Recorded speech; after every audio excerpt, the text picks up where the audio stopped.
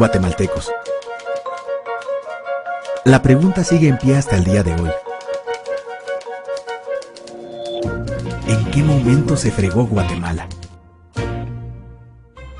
Hace tiempo que buscamos la respuesta, y siempre terminamos echándole la culpa a quienes nos han gobernado. Es más fácil decir que Guatemala se hundió desde Manuel Estrada Cabrera y su negociación con los gringos y la United Fruit Company, porque el presidente Jorge Ubico era un dictador y un tirano, o que si Jacobo Arbenz y su ley de la reforma agraria, que por los constantes golpes de Estado y los gobiernos militares, o por la guerra o por la paz, o porque a Cerezo le gustaba el desorden y el relajo, por culpa del Serranazo, que pretendía la disolución del Congreso y manipular los tribunales electorales y de justicia, o que si Arzu vendió Guatel, o por el descaro de Portillo, o que si Berché no hizo nada, o que si en el Congreso se clavaron los 82 millones, por culpa de la mayoría de la clase política que gobernó y gobierna Guatemala, y que continúa en el escándalo y la corrupción. Pero por más que querramos zafarnos por la crisis social que asfixia a Guatemala, compartimos demasiados hábitos que nos hacen muy parecidos a quienes culpamos y criticamos.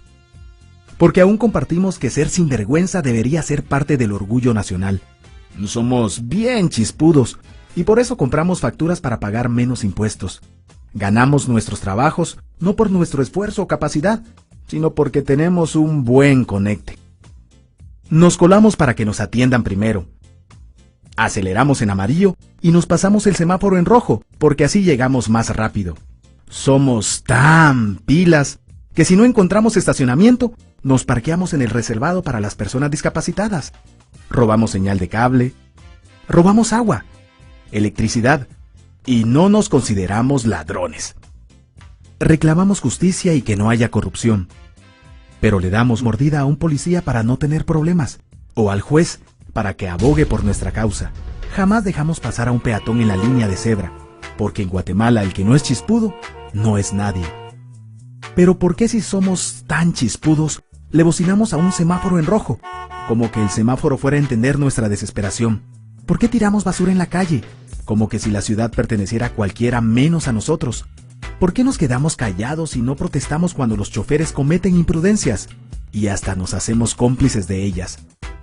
¿Por qué estamos tan interesados en los chismes que salen en el peladero, en vez de preocuparnos por conocer algo de nuestra historia, de nuestra economía, nuestra literatura, o al menos saber cuáles son nuestros derechos más elementales? ¿Por qué sentimos que se nos hace un favor cuando un burócrata nos atiende? ¿Por qué cuando alguien hace algo bien decimos que parece que fuera de otro país? Como si eso fuera mejor. ¿Por qué no nos sentimos orgullosos de nuestra diversidad cultural? ¿Y por qué si somos tan chispudos, seguimos alimentando este círculo vicioso que no nos deja avanzar como sociedad y país? Es cierto que nuestros niveles educativos dan pena, y si queremos llegar a ser un país con posibilidades de desarrollo, se tiene que invertir en escuelas y capacitar a los maestros. Pero ¿de qué nos servirá una buena educación fuera de casa, cuando ni siquiera nos hacemos responsables de nuestros propios hijos? Cuando dentro de nuestras casas los educamos dándoles el peor ejemplo. Es cierto que se necesitan medidas urgentes para frenar la ola de violencia y delincuencia que azota al país, pero ¿de qué nos servirá pacificar las calles, cuando en nuestros hogares la violencia física y psicológica parece haberse institucionalizado? Es cierto que se necesita mejorar nuestro sistema judicial, pero ¿de qué servirá lograrlo cuando la mayoría de nosotros sigue avalando la ley del más fuerte, del más rico, del más vivo? Es cierto que para reducir los conflictos sociales se requiere del diálogo, pero ¿de qué nos servirá ese diálogo si seguimos pensando que dialogar es imponer nuestras ideas y no escuchar al que piensa diferente que nosotros? Es cierto que necesitamos que todos tengamos las mismas oportunidades, pero ¿de qué nos servirán proyectos y programas de igualdad y justicia si hasta el día de hoy añoramos ser quienes no somos y nos avergonzamos de nuestras mismas diferencias? O lo que es peor, nos sentimos superiores por estas diferencias. Es cierto, es mucho más fácil echarle la culpa de absolutamente todo a nuestros gobernantes, pero la realidad es que Guatemala se hunde en exacta proporción a esa viveza que alimentamos todos día tras día, a esa horrenda y famosa comparación que se nos hace con la cultura chapina de la olla de cangrejos. Si somos nosotros la materia prima con la que se hace este país, y si no corregimos nuestros hábitos, nuestras costumbres, Si nuestra materia prima sigue adulterada, cualquier producto que hagamos saldrá también adulterado. Y por más logros que obtengamos en nuestra economía, en nuestros deportes, en las artes, en nuestra cocina, por más orgullosos que nos sintamos de nuestros representantes, de nuestra historia, de nuestras maravillas o de nuestra creatividad, si no cambiamos estos hábitos, seguiremos preguntándonos en qué momento se fregó Guatemala. Yo ya estoy harto de esa pregunta.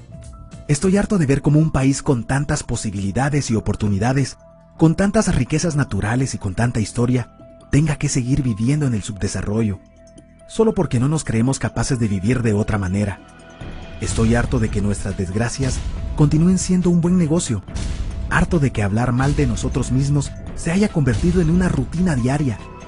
Harto de que la unión hace la fuerza sea solo una frasecita trillada que no podamos aplicarla a nuestra vida. Aunque te cueste creerlo, todos dependemos de todos. Pero depende de que vos y yo empecemos a trabajar en ello de una vez por todas. Porque la transformación de nuestro país hacia una nación desarrollada ya no está solo del lado de los políticos o de los poderosos, tampoco de los milagros. La transformación de Guatemala está en la capacidad que tengamos de hacernos responsables de nuestros actos y de rebelarnos en contra de nuestra viveza. La transformación de Guatemala está en ti y en mí, en todos. Está en nuestras instituciones y en la posibilidad de trabajar unidos con un compromiso verdadero. ¿Qué pasaría si cambiamos la pregunta? Si ahora yo dijera, ¿en qué momento se arregló Guatemala? Aunque te parezca una pregunta ilógica, tenemos que creer en ella. La respuesta está en nuestras manos. Todos dependemos de todos.